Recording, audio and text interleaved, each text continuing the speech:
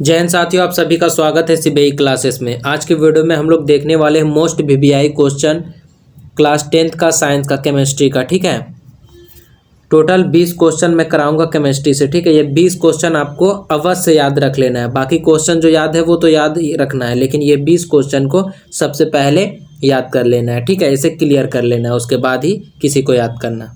ठीक है, कल के वीडियो में मैं बताऊंगा फिजिक्स का और उसके बाद बायोलॉजी का। ठीक है, और आपका साइंस खत्म हो जाएगा। साइंस के मतलब कल के वीडियो में मैं फिजिक्स और साइंस दोनों का वीडियो बना दूंगा, सब्जेक्टिव क्वेश्चन का वीवीआई। ठीक है, तो देखते हैं पहला क्वेश्चन क्या है केमिस्ट्री से। तो आपका जो पहला क्वेश्चन है संयोजन अभिक्रिया। संयोजन अभिक्रिया किसे कहते हैं? ये आता है बार बार 2 नंबर में, 5 नंबर में भी आता है। तो उसमें 2-3 अभिक्रिया दिया हुआ रहेगा, संयोजन, वियोजन, विस्थापन, और बोलेगा सबको परिभाषित करने। लेकिन जब 2 नंबर में आएगा तो सिर्फ एगो रहेगा, संयोजन अभिक्रिया किसे कहते हैं।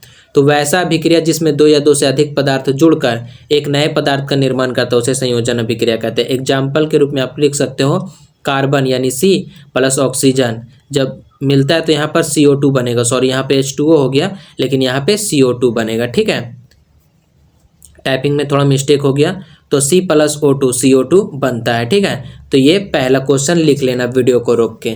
ठीक है, अब अगला क्वेश्चन देखते हैं क्या है। तो अगला क्वेश्चन है वियोजन अभिक्रिया। वैसा अभिक्रिया जिसमें एक पदार्थ टूटकर 2 या 2 से अधिक पदार्थ का निर्माण करता है उसे वियोजन अभिक्रिया कहते हैं। मतलब इसमें एक पदार्थ यानी अभिकारक एक होता है और ये टूट के 2 या 2 से अधिक उत्पाद का निर्माण करता है। जैसे CaCO3 है, ये टूट के CaO बना रहा है और CO2 बना रहा है। ठीक है, तो ये दूसरा क्वेश्चन हो जाएगा। तीसरा क्वेश्चन नंबर है विस्थापन अभिक्रिया। ये सारे क्वेश्चन को आपको क्लियर कर लेना है याद करके। वैसा अभिक्रिया जिसमें अधिक क्रियाशील तत्व कम क्रियाशील तत्व को उसके विलयन से विस्थापित कर देता है उसे विस्थापन अभिक्रिया कहते हैं। विस्थापन अभिक्रिया का एग्जाम्पल के रूप में आप यहाँ पे लिख सकते हो Fe यानी लोहा plus CuSO4 FeSO4 plus Cu बनाता है। ठीक है, यहाँ पे लोहा जो अधिक क्रियाशील है ये कॉपर को उसके विलयन से विस्थापित कर रहा है और FeSO4 का निर्माण कर रहा है। ठीक है, अब द्विविस्थापन अभिक्रिया को देखते हैं। तो द्विविस्थापन अभिक्रिया किसे कहते हैं? वैसी अभिक्रिया जिसमें पदार्थों के बीच आयनों का आदान प्रदान होता है उसे द्विविस्थापन अभिक्रिया कहते हैं। एग्जाम्पल के रूप में आप ये लिख सकते हो। वीडियो को यहीं पे रोको और क्वेश्चन को लिखते जाओ। ठीक है, अब अगला क्वेश्चन है, ये भी बहुत इंपॉर्टेंट क्वेश्चन है, ये बार बार आता है। श्वसन को ऊष्मक्षेपीय अभिक्रिया क्यों कहते हैं?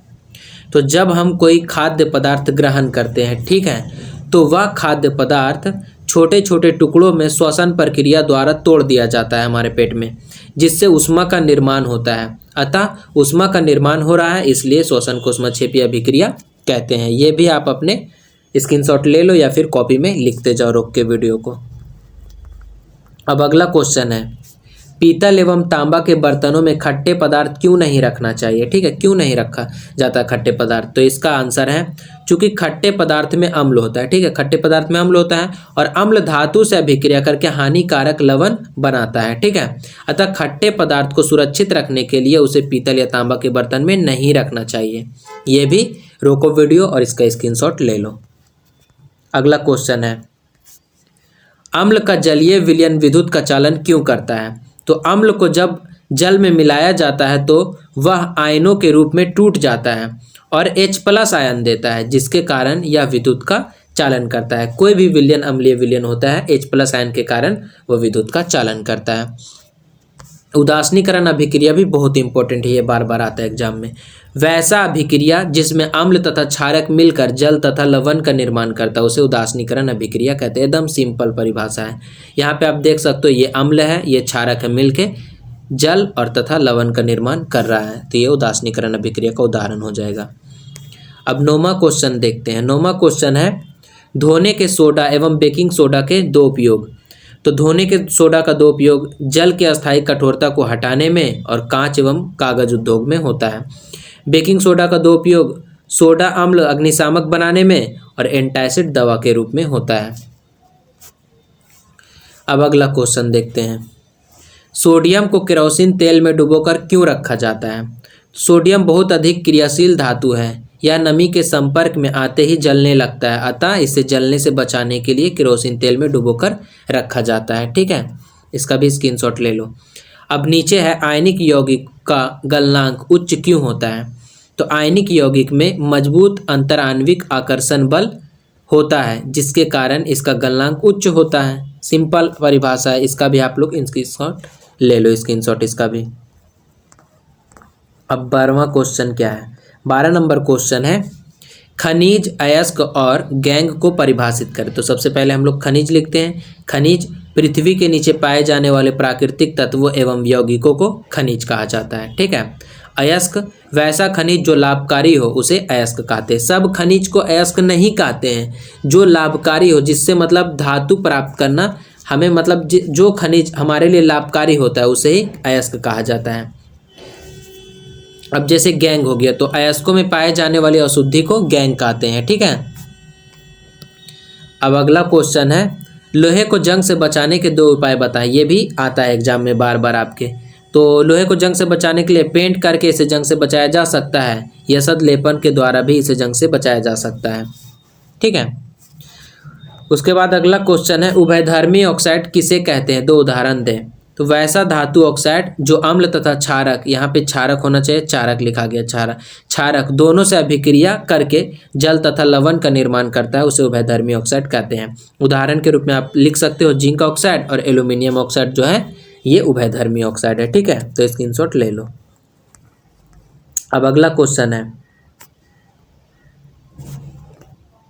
भौतिक एवं रासायनिक गुणधर्म के आधार पर धातु एवं अधातु में अंतर स्पष्ट करें। तो एक तरफ हम लोग को धातु लिखना है और एक तरफ अधातु लिखना है। ठीक है। तो धातु में जो है वो तन्यता का गुण होता है, अधातु में तन्यता का गुण नहीं होता है। धातु विद्युत का चालक होता है, अधातु विद्युत का चालक नहीं होता है, विद्युत का चालक नहीं होता है। सोनोरस का गुण होता है धातु में, जबकि अधातु में सोनोरस का गुण नहीं होता है। धातु क्षारीय प्रकृति की होती है, अधातु अम्लीय प्रकृति की होती है। धातु जल से क्रिया कर हाइड्रोजन गैस देता है, जबकि अधातु हाइड्रोजन गैस नहीं देता है। धातु ऊष्मा के चालक होते हैं, जबकि अधातु ऊष्मा के कुचालक होते हैं। धातु आघातवर्ध होता है, जबकि अधातु आघातवर्ध नहीं होता है। ठीक है, तो आप स्क्रीनशॉट ले लो इसका। अब अगला क्वेश्चन है ऑक्सीकारक क्या है? वैसा पदार्थ जो किसी दूसरे पदार्थ को ऑक्सीजन देने की क्षमता रखता है उसे ऑक्सीकारक कहते हैं। ठीक है।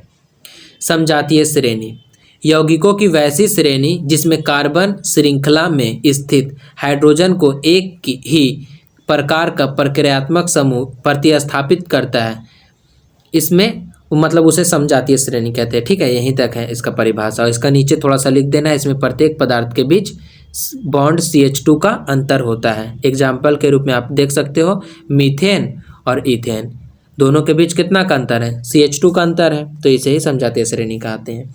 तो ये भी स्क्रीनशॉट ले लो आप। अगला क्वेश्चन है हाइड्रोजनीकरण क्या है? तो हाइड्रोजनीकरण का अभिप्राय यानी इसका मतलब केवल असंतृप्त हाइड्रोकार्बनिक यौगिकों से है, हाइड्रोजन की क्रिया द्वारा संतृप्त यौगिकों के प्राप्त करने से है। ठीक है। उदाहरण के लिए आप देख सकते हो हाइड्रोजनीकरण द्वारा एथिलीन अथवा एसिटिलीन से एथेन प्राप्त किया जाता है। ठीक है, तो इसे ही हाइड्रोजनीकरण कहा जाता है। तो यहाँ तक ले आप लिख लेना। ठीक है, स्क्रीनशॉट ले लो।